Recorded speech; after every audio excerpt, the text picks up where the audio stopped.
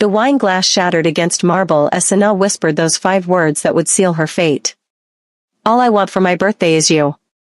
The Korean Mafia boss across the table went completely still, his dark eyes turning molten with something dangerous and possessive. She'd meant it as a joke, a desperate deflection from the drunk businessman pawing at her uniform. But Kang Min-ho heard it as a vow, a challenge, an invitation to claim what his cold heart suddenly, violently needed. He stood with lethal grace, and Sana realized too late that some men don't hear wishes. They make them come true, whether you're ready or not. Welcome to Afro-Korean Stories, besties. Please like, share, and subscribe. Sana had been working at the Golden Phoenix restaurant in Gangnam for exactly 3 months when her life changed forever. The upscale establishment catered to Seoul's elite, the kind of place where a single bottle of wine cost more than her monthly rent. She moved between tables with practiced efficiency, her curves drawing appreciative glances she'd learned to ignore. At 26, she'd perfected the art of being invisible while standing in plain sight. The evening started like any other.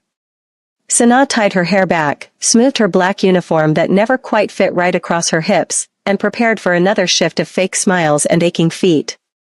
Her manager, Mrs. Park, handed her the VIP section assignment with a warning look that said everything. Be professional.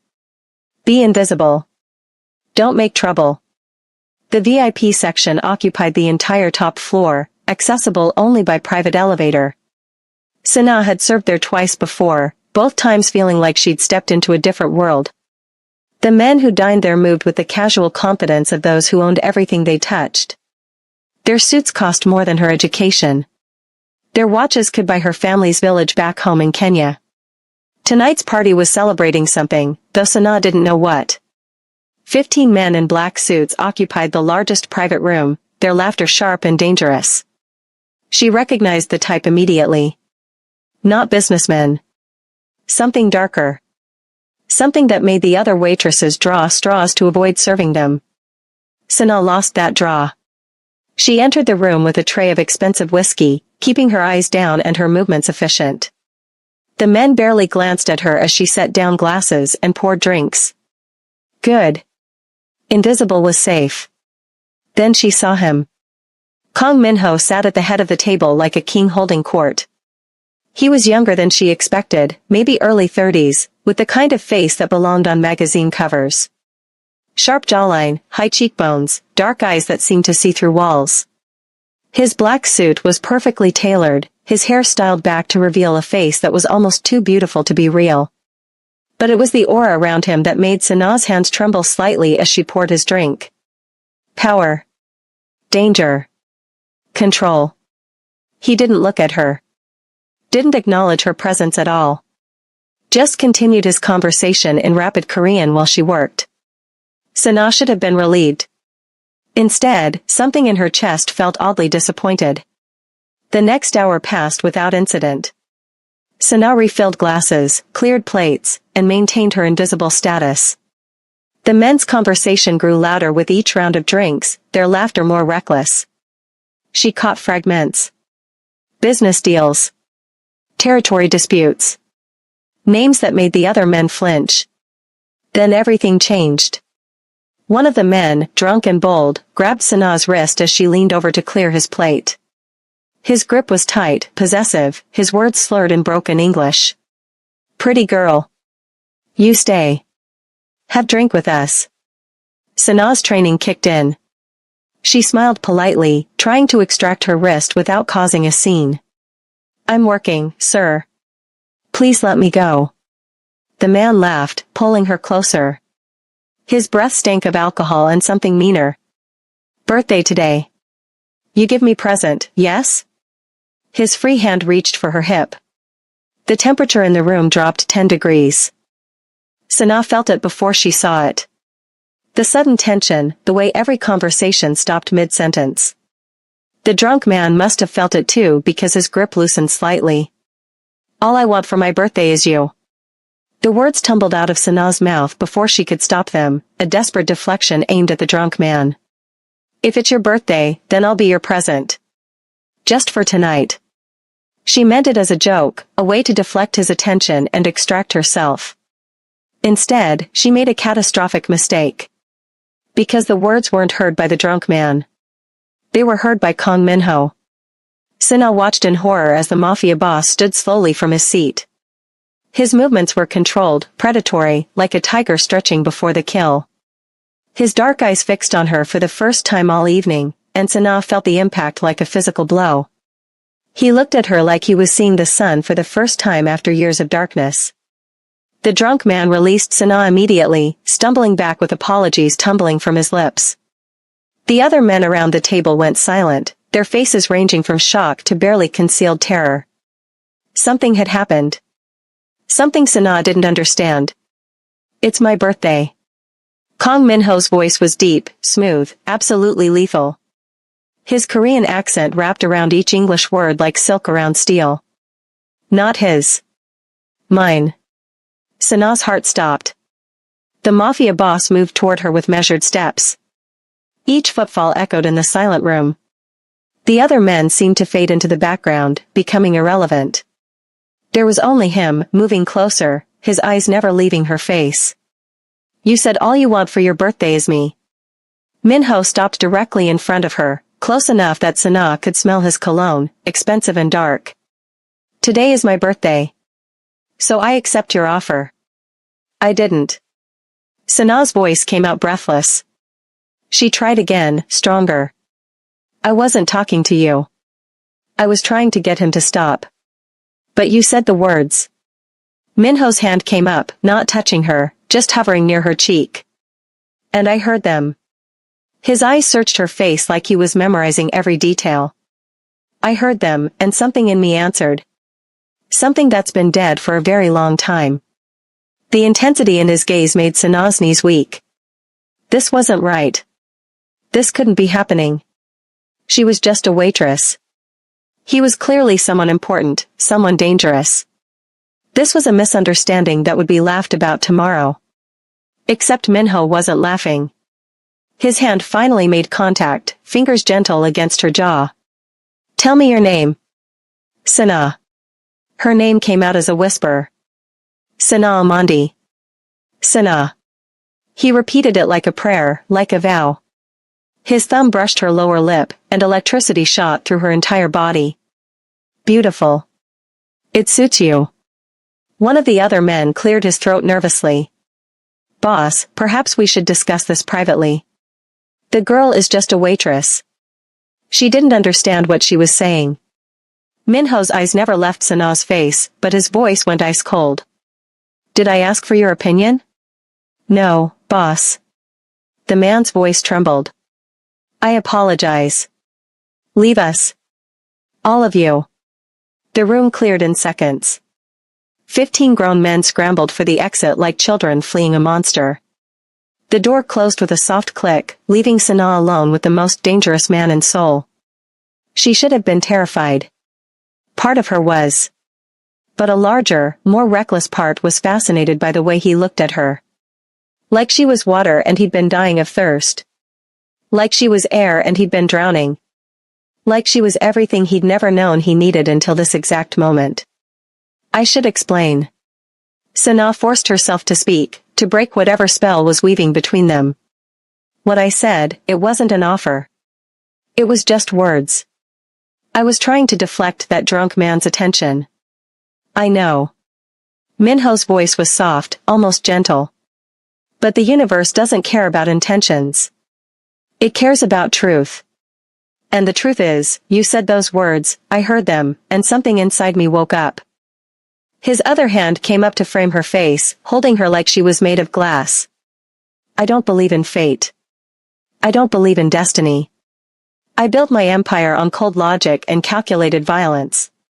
But tonight, when you whispered those 5 words, everything I thought I knew became irrelevant. Sana's breath caught. This was insane.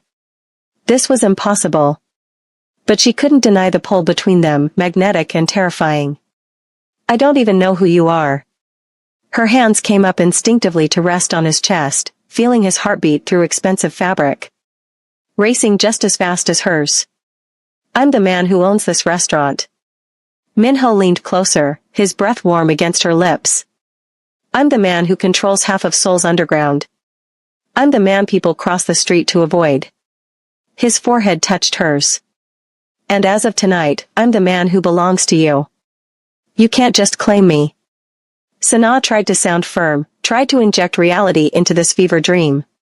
I'm not a possession. No. His agreement surprised her. You're not a possession. You're everything. There's a difference. Before Sana could respond, Minho stepped back, putting distance between them. His expression shifted, becoming more controlled, though his eyes remained heated. Tomorrow is your day off. His tone made it clear he already knew her schedule. I'm sending a car for you at 6 in the evening. We're having dinner. That sounds like an order, not an invitation. It is. A small smile played at the corner of his mouth. I'm not a man who asks permission. But I'm also not a man who forces. If you don't want to come, send the car away. His smile faded. But know this, Sana Almondi. I will spend every day for the rest of my life proving I'm worthy of those 5 words you spoke. Whether you come tomorrow or a year from tomorrow, I will wait. I will fight. I will win. The certainty in his voice should have been arrogant. Instead, it felt like a promise carved in stone. The following day, Sana told herself she wouldn't go. She told her roommate, told the bathroom mirror, told the rational part of her brain that kept screaming warnings. Kang Minho was dangerous. He was a mafia boss. He was everything she should run from. But at 5:30, she found herself standing in front of her tiny closet, trying to decide what to wear. Her roommate, another waitress named Lisa, watched with barely concealed excitement. You're really going? With the Kang Minho? Sana paused, her hand on a simple black dress. You know who he is? Everyone knows who he is. Lisa's eyes went wide. He's the youngest head of the Kang family in 3 generations. They say he took over after his father was killed when he was only 25. Built the empire even bigger, more powerful. Nobody crosses him twice because there's never a second time. The words should have sent Sana running. Instead, they made her heart race faster. He's dangerous, Lisa continued. But the rumors also say he's completely loyal to the people he claims. Never married. Never even seen with women. Some people think he's cold, incapable of real emotion. Sana remembered the heat in his eyes, the gentleness of his touch. That man wasn't cold. He was a volcano wrapped in ice, and she'd somehow cracked the surface. At exactly 6, a black Mercedes pulled up outside her apartment building. The driver, a serious-looking man in his 40s, opened the door with a respectful bow. Miss Almondi, I'm here to escort you to Mr. Kang. Sana's hands trembled as she slid into the back seat. The interior smelled of leather and luxury. There was a small box on the seat beside her, wrapped in elegant paper. She opened it to find a simple silver bracelet with a single charm, a phoenix rising from flames. The note attached read, "For new beginnings." M. The restaurant Minho chose wasn't like the Golden Phoenix. It was smaller, intimate, tucked away in a quiet neighborhood. The kind of place that didn't advertise because it didn't need to. The kind of place where privacy was guaranteed. Minho was waiting in a private room, standing by floor-to-ceiling windows that overlooked the Han River. He'd traded his black suit for dark slacks and a white shirt with the sleeves rolled up, revealing forearms that made Sana's mouth go dry. He looked younger like this. Less dangerous. Though the intensity in his eyes hadn't dimmed at all. You came. His relief was palpable. I thought you might send the car away. I considered it. Sana touched the bracelet on her wrist. Thank you for this.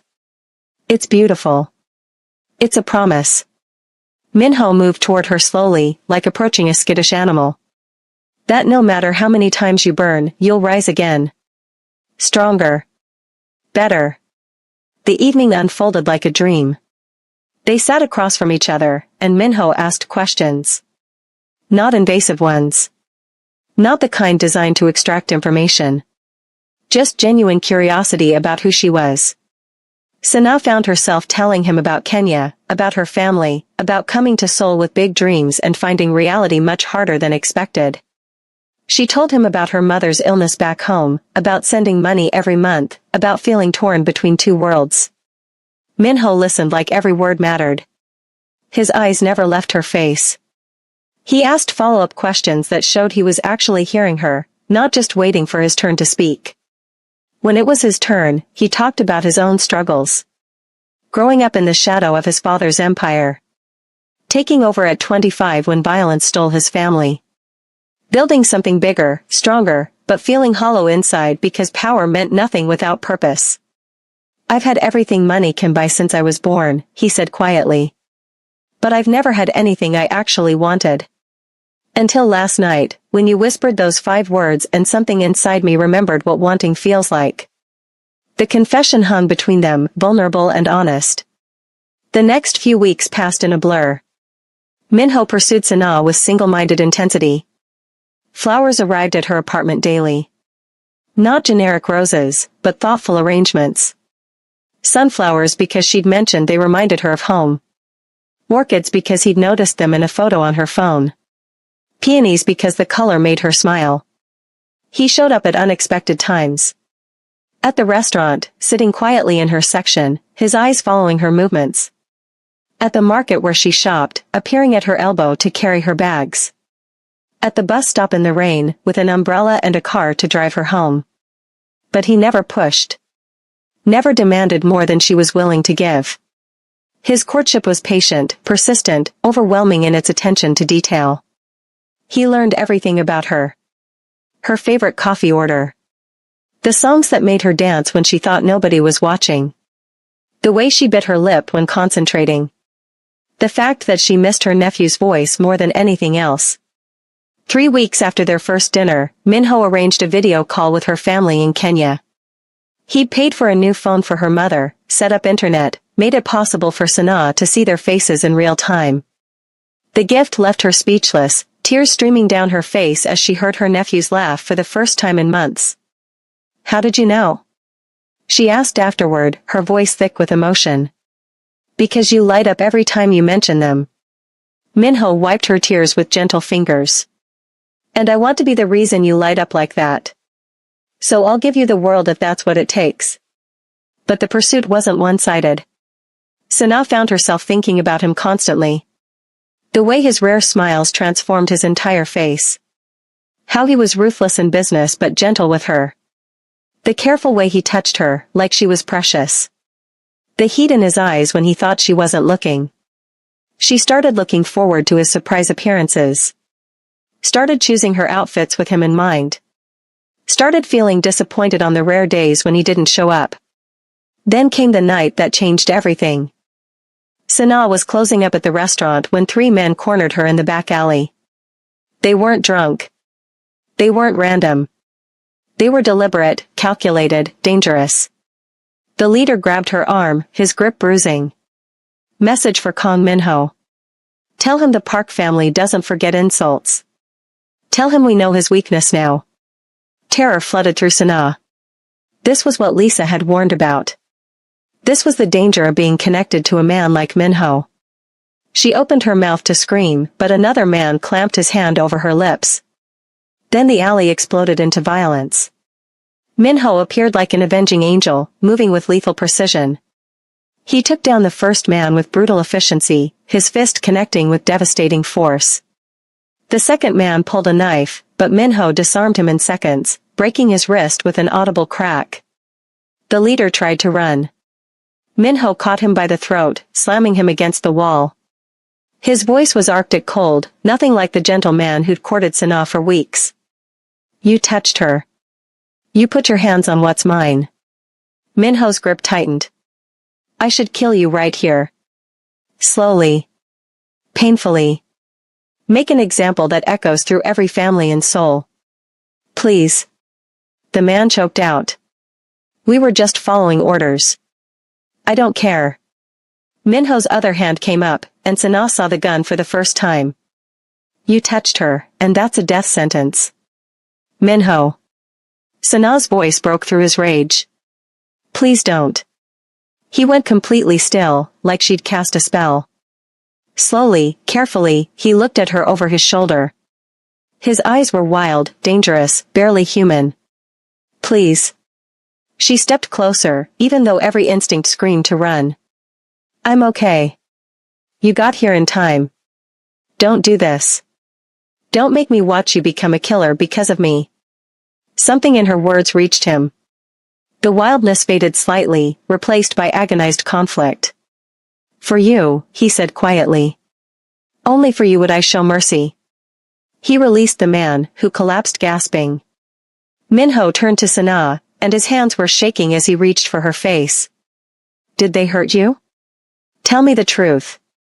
I'm scared. Her honesty seemed to hurt him more than any wound. But I'm not hurt. You came in time. I should have had more security on you. Minho pulled her against his chest, his heart thundering beneath her ear. I should have anticipated this. I'm sorry. I'm so fucking sorry. The apology shattered something inside Sana. This powerful, dangerous man was apologizing to her. Shaking with fear for her. Showing her the vulnerable core beneath all that control. Take me home. She whispered against his chest. You're home. I don't want to be alone tonight. Minho's arms tightened around her. Are you sure? Yes. His penthouse was exactly what she expected. Modern, minimalist, expensive. But there was also unexpected warmth. Books on shelves. Art that looked personal rather than decorative. Photos of family. Sana stood in his living room, still trembling with residual fear and something else. Something electric and inevitable. Minho kept his distance, giving her space. I can call a car if you want to go home. Or I have guest rooms. You don't have to. I know. Sana turned to face him, her decision made. I don't want a guest room. The air between them went electric. Minho's eyes darkened, his control visibly fraying. Sana, if you stay, if we do this, there's no going back. I told you I'm not a man who asks permission. But I'm also not a man who forces. Tell me what you want. You. The word came out stronger than she felt. I want you. All of you. He crossed the room in 3 strides, pulling her against him with desperate need. His kiss was consuming, claiming everything she'd been dreaming about since that first night. Sana melted into him, her hands fisting in his shirt, all her carefully maintained distance burning away. Minho lifted her effortlessly, carrying her toward his bedroom while his mouth never left hers. He laid her on his bed with reverent care, his eyes searching hers one more time. Last chance to change her mind. Stop asking permission. Sana pulled him down to her. Take what's yours. Something in him broke. Or maybe it finally healed. His control shattered, replaced by desperate need. He touched her like she was salvation, like she was air, like she was everything he'd been missing his entire life. The night blurred into passion and promises. Minho showed her exactly how much he wanted her, worshipped every curve, every soft place. He whispered in Korean and English, words of devotion and possession that made her burn.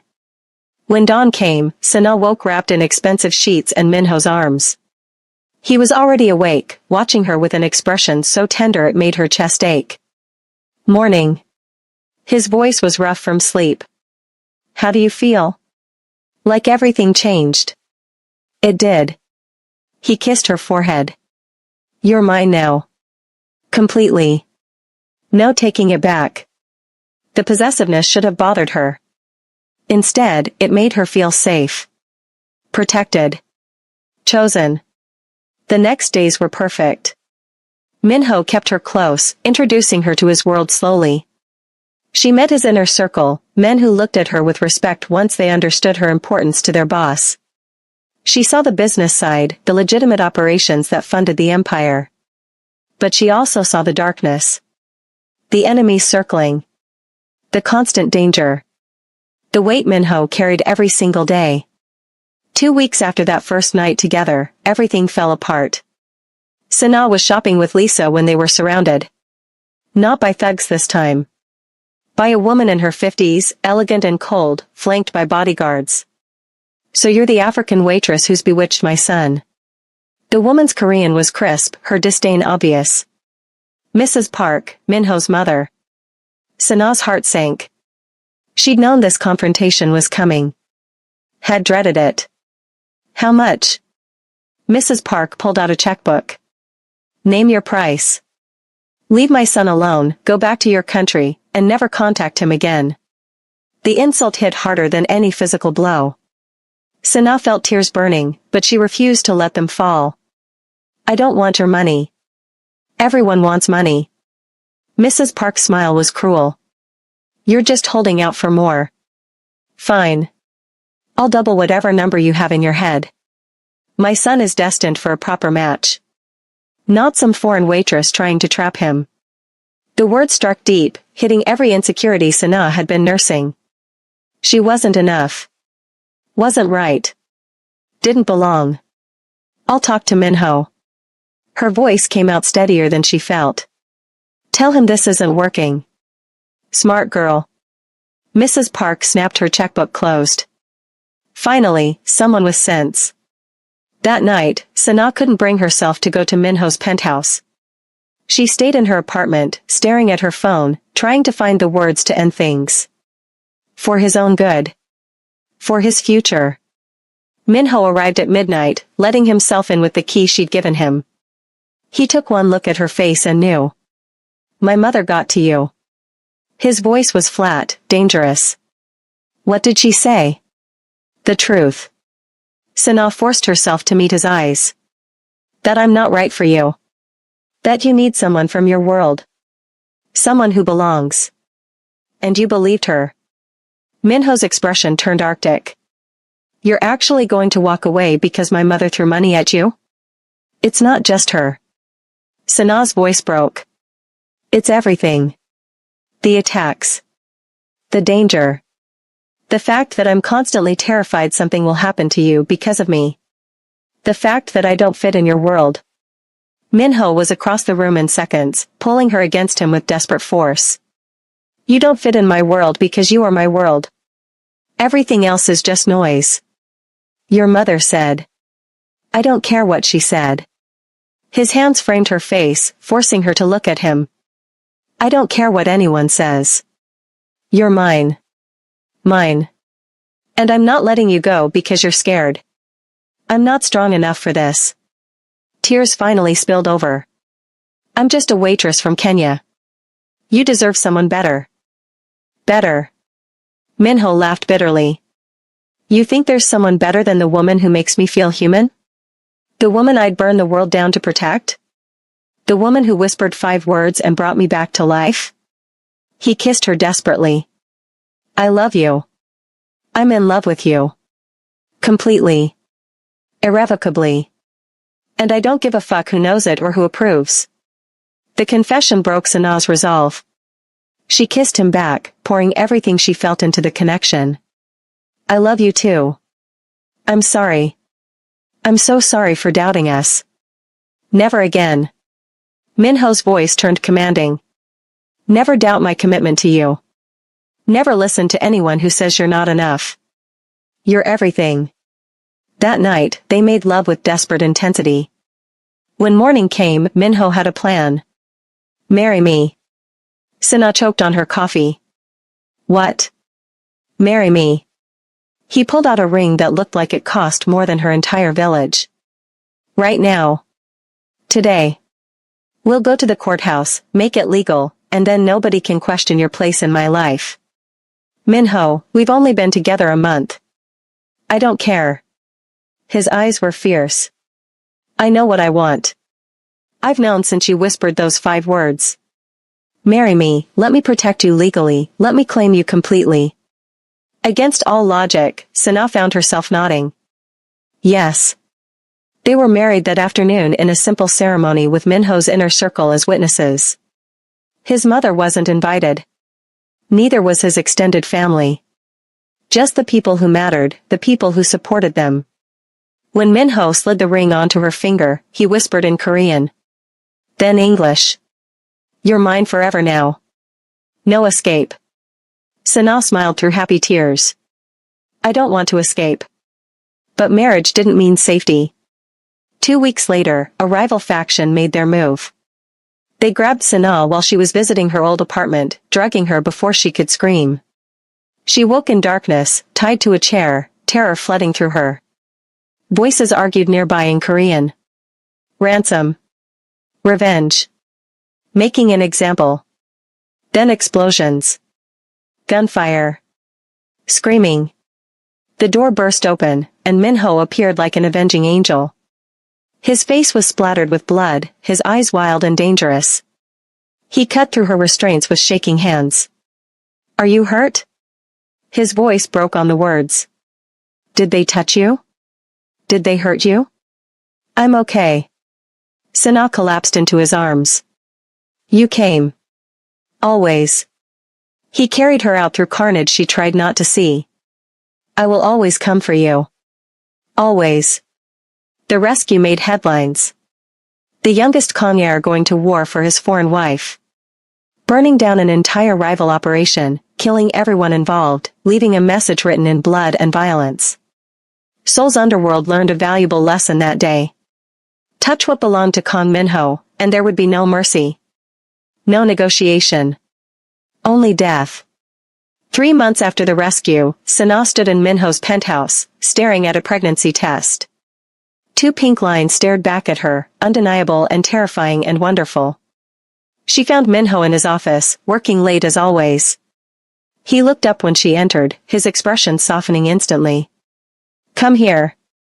He held out his hand. I've barely seen you today. Sana took his hand, let him pull her into his lap. She handed him the test without preamble. Minho went completely still. His eyes moved from the test to her face and back again. We're having a baby? Yes. Sana searched his expression nervously. Are you happy? Happy. Minho set the test down carefully, like it was made of glass. His hands came up to frame her face, and she saw tears in his eyes for the first time. I'm terrified. I'm overwhelmed. I'm more grateful than I have words for. He kissed her gently. You gave me everything I never knew I needed. Love. Purpose. Home. And now you're giving me a future. How could I be anything but happy? That night, Minho made love to her with reverent gentleness, his hands constantly returning to her still flat stomach. He whispered promises to their unborn child. Protection. Love. A better world than the one he'd built. The pregnancy was carefully guarded. Minho's security tripled around Sana. He became almost obsessively protective, tracking her every movement, insisting she limit her activities. It should have been suffocating. Instead, it made her feel cherished. At 5 months, Minho threw her a birthday party. The same birthday that had started everything. He invited everyone important in their lives. His inner circle. Her friends. Even managed a video call connection to her family in Kenya so they could participate.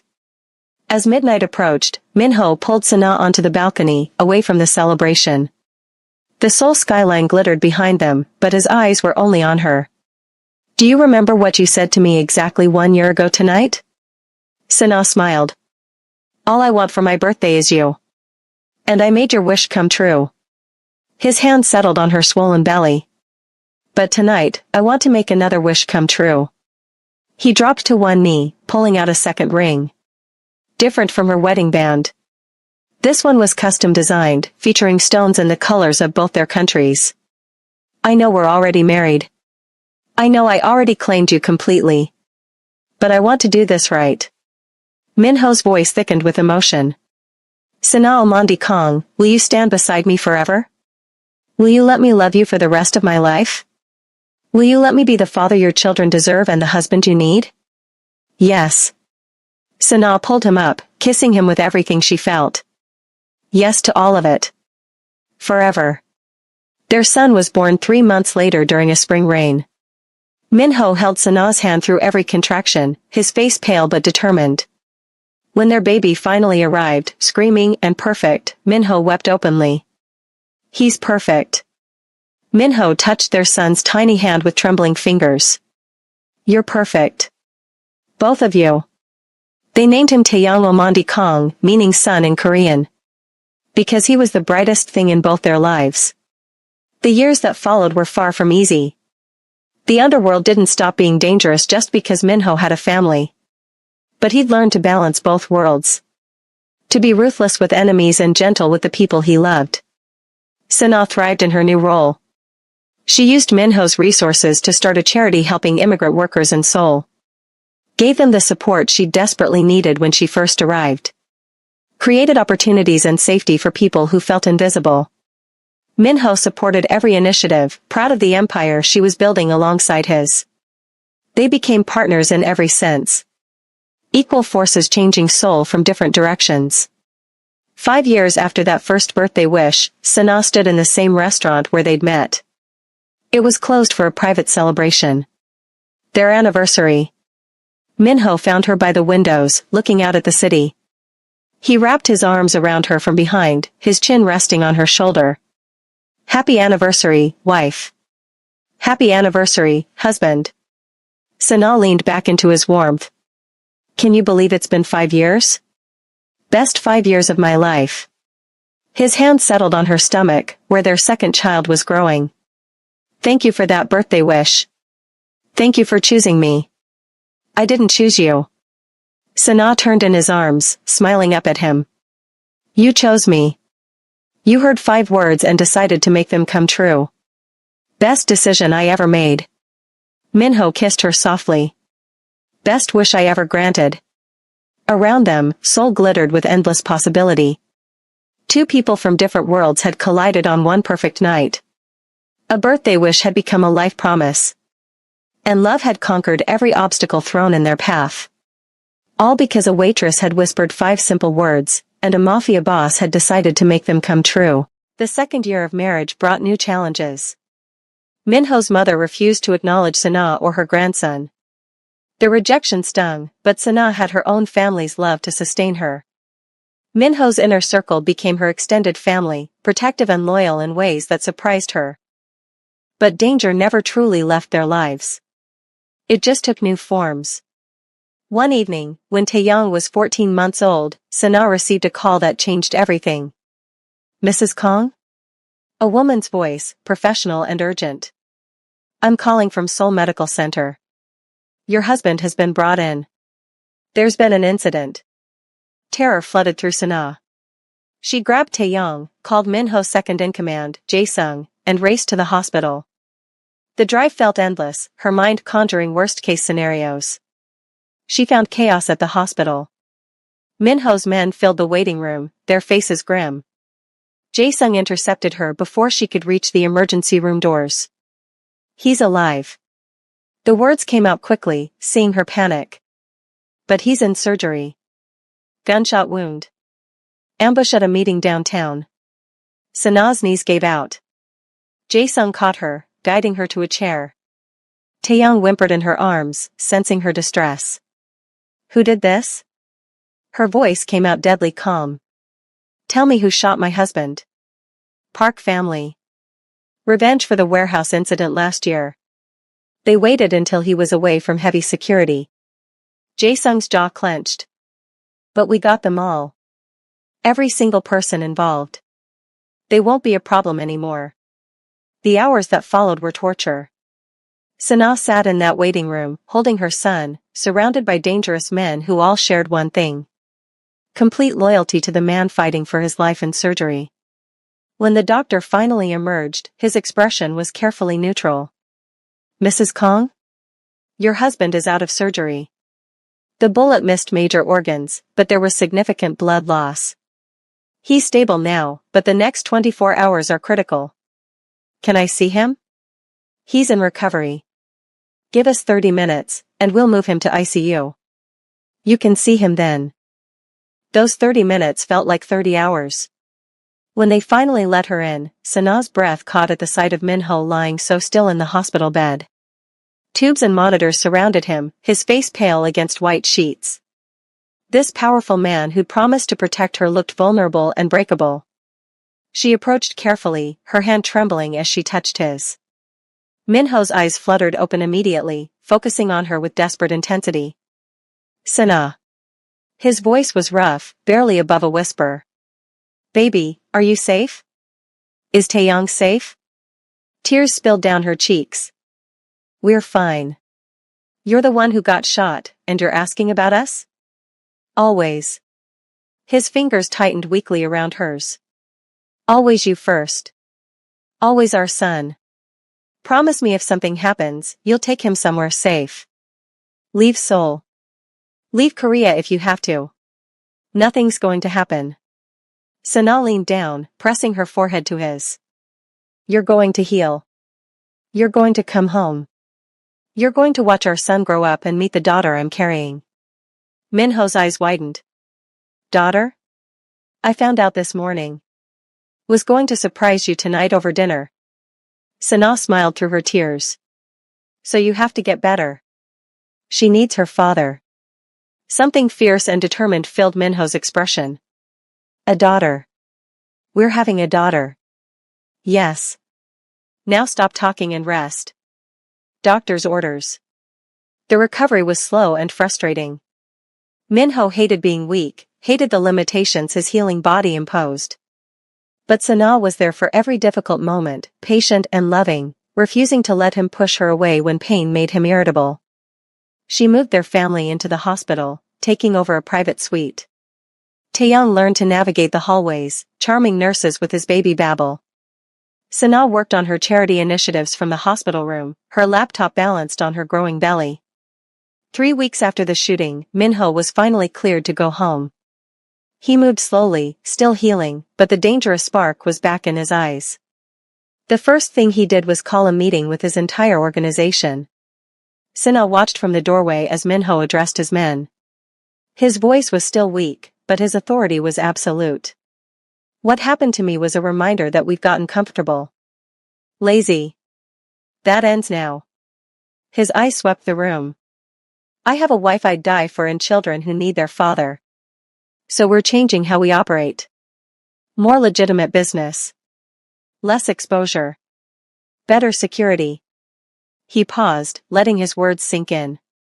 Anyone who has a problem with that can leave now with my blessing and a generous severance. But if you stay, you follow the new rules. We protect what matters. We build something that lasts. And we make sure my children inherit an empire they can be proud of. Not a single man left. The transformation took time. Minho slowly shifted his operations, moving money into legitimate businesses. Real estate development. Technology investments. Import-export companies that actually imported legal goods. He kept enough of the underground work to maintain his power base, but the truly dangerous activities were delegated or eliminated entirely. Sana watched him rebuild himself and his empire with fierce pride. This was the man she'd married. Capable of change. Willing to evolve. Choosing his family over everything else. Their daughter, Minji, was born on a summer evening when Seoul was painted gold by the setting sun. She came into the world screaming her displeasure, and Minho fell in love for the third time in his life. She's perfect. He held his daughter with confident hands, no longer the terrified new father he'd been with Taeyong. Look at her, Sana. She has your beautiful skin. Your perfect nose. She has your stubborn chin. Sana watched her husband with their daughter, her heart so full it ached. And I guarantee she'll have your protective streak. God help us all. Minho laughed softly, his eyes never leaving Minji's face. Two of me in this world. But challenges kept coming. When Minji was 6 months old, Minho's mother made an unexpected appearance. She showed up at the penthouse unannounced, her expression as cold as ever. Sana opened the door, Taeyong on her hip and Minji in a carrier strapped to her chest. For a long moment, the two women just stared at each other. Mrs. Kong. Sana kept her voice neutral. Minho didn't mention you were coming. He doesn't know. The older woman's eyes moved to the children, her expression unreadable. May I come in? Against her better judgment, Sana stepped aside. They sat in the living room, tension thick enough to cut. Taeyong, sensing the atmosphere, buried his face in his mother's shoulder. I was wrong. Mrs. Kang's words came out stiff, unpracticed. About you. About this marriage. I thought my son was making a mistake that would destroy everything we built. And now? Sana kept her voice calm, protective of her children even in conversation. Now I see a man who survived an assassination attempt because he had something worth living for. The older woman's hands twisted in her lap. I see grandchildren I've never held. I see a daughter-in-law who built a charity that's helped thousands of people. Who stood beside my son when I turned my back on him. She finally met Sana's eyes. I'm not asking for forgiveness. I don't deserve it. But I'm asking for a chance. To know my grandchildren. To be part of this family, if you'll allow it.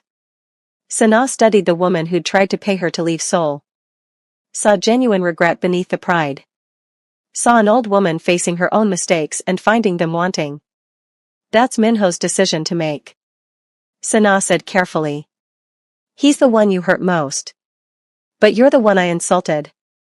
Mrs. Kang leaned forward slightly. So I'm asking you first.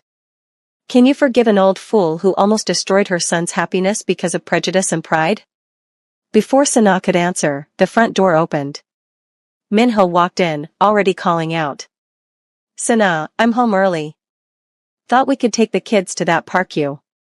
He stopped dead, seeing his mother on the couch. The temperature in the room dropped 20 degrees. Minho's expression went cold, protective. He moved immediately to Sana's side, a united front. Mother. What are you doing here? Begging. Mrs. Kang stood slowly. Begging for a chance to know my son again. To meet my grandchildren. To apologize for almost destroying the best thing that ever happened to you. Minho's jaw clenched. You called my wife a gold digger. Tried to pay her to leave me. Refused to acknowledge our marriage or our son. I know. I was wrong. Tears filled the older woman's eyes. Completely, terribly wrong. And I've spent 2 years regretting every word. Every choice. Please, Minho. I'm your mother. Don't shut me out forever. The conflict played across Minho's face. Hurt. Anger. The desire to protect his family from anyone who'd tried to harm them. But also a lifetime of love for the woman who'd raised him. Sana touched his arm gently. The choice is yours.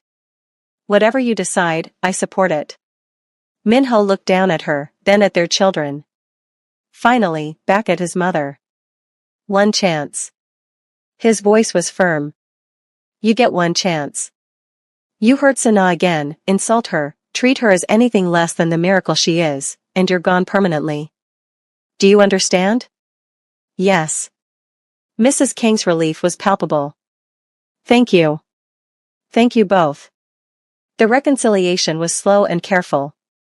Mrs. Kang came to visit weekly, always respectful, always acknowledging Sana's place in the family. She learned to hold her grandchildren, her face transforming with joy when Taeyong called her Halmiani for the first time. She also became an unexpected ally. When Seoul's high society whispered about Minho's foreign wife, Mrs. Kang shut them down with icy efficiency. When business partners questioned Sana's role in the family, the older woman made it clear that disrespecting her daughter-in-law meant making an enemy of the entire Kang family. The years flowed forward. Taeyong started school, his Korean and English both fluent, comfortable in both cultures. Minji grew into a fearless toddler who had her father wrapped around her tiny finger. Sana's charity expanded, helping not just immigrant workers but also offering education programs and small business loans. She became a respected figure in Seoul's philanthropic circles, known for her warm heart and sharp business sense. Minho continued transforming his empire. By Taeyong's 5th birthday, 80% of the family business was completely legitimate. He still had connections in the underground, still commanded respect and fear when necessary, but he was building something his children wouldn't be ashamed to inherit. On their 7th anniversary, Minho took Sana back to the Golden Phoenix restaurant where they'd met. He'd rented out the entire place, recreating that first night down to the smallest detail. Do you remember what happened here? He asked, leading her to the private room where everything had started. How could I forget? Sana smiled at the memories. I whispered 5 words that changed my entire life. Changed both our lives. Minho pulled her close, his hand settling familiarly on her waist. Sometimes I think about what would have happened if you hadn't come to work that night. If someone else had been assigned to VIP section. If you'd stayed silent instead of trying to deflect that drunk man's attention. Fate would have found another way. Sana rested her head on his chest, listening to his heartbeat. Some things are meant to be. I love you. Minho's words were soft but fierce. More than I did 7 years ago. More than yesterday. More than I thought possible. I love you too. Every difficult moment. Every beautiful one. All of it. They swayed together in the empty room, no music needed.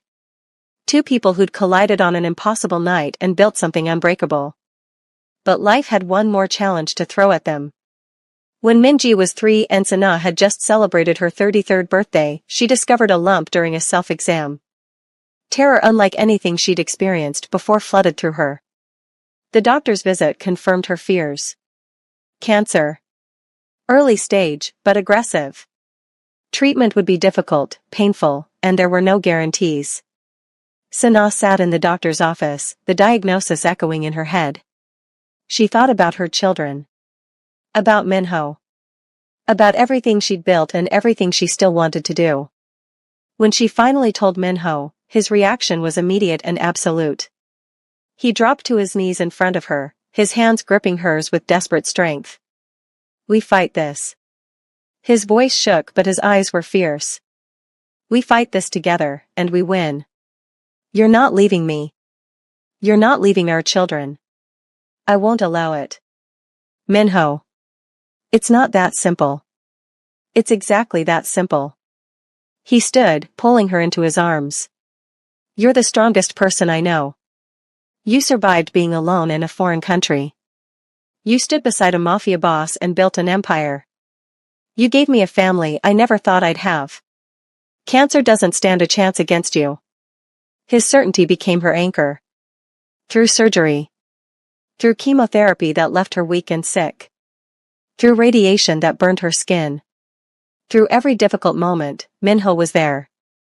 He rearranged his entire schedule to drive her to treatments. Sat beside her through every infusion, holding her hand, reading to her, making her laugh when she thought she'd forgotten how. He hired the best doctors, explored every treatment option, left no stone unturned in his quest to save her life. But he also gave her dignity. Never treated her like she was fragile. Never let her see his own fear except in the privacy of their bedroom late at night, when he'd hold her and whisper desperate prayers she pretended not to hear. Taeyang and Minji were too young to fully understand. Sana told them mommy was sick but getting better. Minho's mother stepped up, helping with childcare, making sure the children felt secure and loved even when their mother was too exhausted to get out of bed. The treatment lasted 6 months. 6 months of hell and hope, fear and faith. Sana lost her hair, her energy, her curves. But she never lost her fighting spirit. Never lost sight of everything she was fighting for. The day the doctor declared her cancer-free, Minho wept. Not polite tears. Not controlled emotion. He broke down completely, his face pressed against her stomach, his shoulders shaking with relief so powerful it hurt. You did it. His voice was muffled against her. You beat it. You're staying with me. Sana ran her fingers through his hair, her own tears falling. I told you. I'm not that easy to get rid of. The recovery was slow. Sana's body had been through trauma, and healing took time. But she was alive. She got to watch Taeyang perform in his school play. Got to teach Minji how to braid hair. Got to grow old with the man who'd heard 5 desperate words and decided to make them come true. 2 years after beating cancer, Sana stood in front of 500 people at a charity gala. Her hair had grown back, different than before but beautiful in its own way.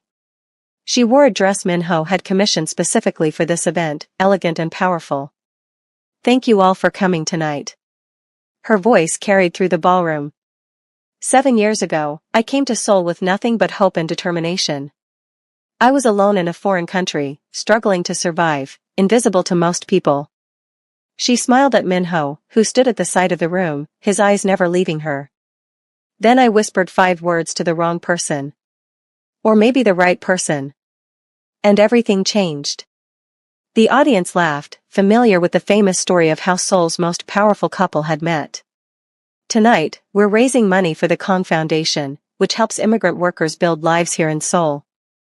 We provide legal assistance, job training, language classes, and community support. Because nobody should have to feel as alone as I once did. The gala raised $2 million. Sanaa's reputation as a philanthropist grew even stronger. She was invited to speak at universities, at business conferences, at government meetings about immigration reform. Minho stood beside her through it all, proud and protective. He'd stopped being just a mafia boss years ago. Now he was a legitimate businessman with political connections and social influence. Still dangerous when necessary. Still commanding absolute loyalty. But building something positive instead of just destructive. On Taeyang's 8th birthday, the family traveled to Kenya. It was Sanaa's first time back home since leaving for Seoul 9 years earlier. Minho insisted on bringing his security team, but he tried to keep them discreet. Sanaa's village had changed. The money she'd been sending for years had built a new school, a medical clinic, and a community center. Her nephew, now a teenager, showed them around with pride. "You did this, Auntie." He gestured at the improvements. "You left but you never forgot us. You made everything better." That night, sitting under African stars with Minho beside her, Sanaa felt a sense of peace she'd been searching for without knowing it. She'd bridged 2 worlds. Brought resources from one to help the other. Created a life that honored both parts of her identity. Minho wrapped his arm around her shoulders, pulling her close. "Happy?" "So happy." She leaned into his warmth. "Thank you for bringing me home." "This isn't home." He kissed the top of her head. "Home is wherever we're together. Seoul. Kenya. Anywhere in the world. As long as I have you and our children, I'm home." The years continued their steady march forward. Taeyang grew tall and serious, showing his father's intelligence and his mother's compassion. Minji became a force of nature, equally comfortable in boardrooms and on soccer fields. When Taeyang turned 15, he asked the question Sanaa had been dreading. "Dad, what exactly do you do?" "Like, really do?" Minho looked at his son, then at Sanaa. They'd discussed this moment, prepared for it. Decided on honesty tempered with age-appropriate details. "Come sit down." Minho gestured to the living room. "I think it's time we talked about our family history." He told Taeyang about the empire he'd inherited at 25. About the choices he'd made, good and bad. About the violence and danger that had once defined his life. About the slow transformation toward legitimacy that Sanaa's love had inspired. "I'm not proud of everything I've done." Minho's honesty was painful but necessary. "I've hurt people. Made choices that still haunt me. But I've also protected our family and built something that's become mostly good." "Mostly?" Taeyang's intelligence was sharp. 80% of what we do now is completely legitimate. Real estate. Technology. Import-export. The other 20% exists in gray areas. Not illegal, but not entirely clean either. Minho met his son's eyes. "I'm telling you this because you'll inherit this empire someday. And you need to understand what that means." "What if I don't want it?" Taeyang's question was quiet but firm. "Then you don't take it." Sanaa spoke up, her voice gentle. "We'll never force you into a life you don't want. Your father and I built this empire together, but we built it so you and your sister would have choices. If you want to be a doctor or a teacher or an artist, we'll support you completely." Minho nodded. "The empire will survive without you. But our family needs you to be happy, to be true to yourself. That's more important than any business." The conversation opened doors. Taeyang started asking more questions, understanding his family's complex history. He saw his father not as a perfect hero but as a flawed man who'd chosen to evolve, to become better for the people he loved. When Sana turned 40, Minho threw her a party that became legendary in Seoul society. He invited everyone who mattered, everyone who'd been part of their journey. The celebration took over an entire hotel, with music and dancing and speeches that made Sana cry happy tears. But the best moment came at midnight, when Minho pulled her onto the balcony, away from the celebration. 20 years ago tonight, you whispered 5 words that changed my entire existence. His hands framed her face with the same reverence he'd shown on their first night together. All I want for my birthday is you. And you made it come true. Sana smiled up at him. Every day for 20 years, you've made that wish come true. I'm not done yet. Minho dropped to one knee, pulling out a ring that took her breath away. Will you marry me again? Renew our vows? Promise me another 20 years? Yes. She pulled him up, kissing him with everything she felt. Yes to another 20 years. Yes to forever. They renewed their vows 6 months later, this time with both families present. Mrs. Kong stood beside Sana's mother, both women weeping with joy. Taeyang and Minji served as official witnesses, their faces glowing with love for their parents. Minho's vows were simple but devastating. 20 years ago, I heard 5 words and decided to make them come true. Today, I promise you 5 more. I will always choose you. In sickness and health. In danger and peace. In every lifetime and every universe. I will always choose you. Sana's vows came from equally deep within. You heard my birthday wish and made it real. You showed me that love doesn't have to be gentle to be good. That protection isn't possession. That choosing someone every single day is what makes forever possible. I choose you today. Tomorrow. Every day after. The years that followed were golden. Minho fully retired from the underground by his 50th birthday, handing control of even the gray areas to trusted lieutenants. He focused on legitimate empire building and philanthropy, partnering with Sana on increasingly ambitious projects. They built schools in Kenya and community centers in Seoul. Funded scholarships for immigrant students. Created programs that helped families on both continents. Their children grew into remarkable adults, comfortable in multiple cultures, fluent in multiple languages, committed to using their privilege for good. Taeyang surprised everyone by choosing medicine, becoming a doctor who specialized in oncology after watching his mother's cancer fight. Minji followed her father into business but focused on sustainable development and ethical practices. On their 30th anniversary, Sana and Minho returned once more to the Golden Phoenix restaurant. It had changed ownership twice since their first meeting, but Minho had bought it back for sentimental reasons. They sat in the same private room where everything had started, the space preserved exactly as it had been 3 decades earlier. Do you ever regret it? Sana asked quietly. Choosing me that night? Your life would have been simpler without me. Simpler maybe. Minho reached across the table to take her hands. But completely empty. You gave me everything that matters. Love. Family. Purpose. A reason to become someone better than I was. His thumbs traced circles on her palms.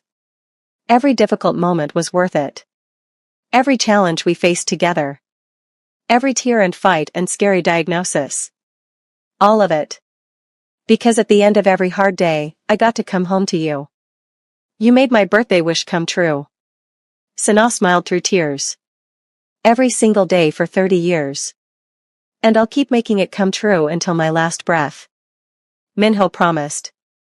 Beyond that if the universe allows it. You're mine forever, Sana Kong. My wife.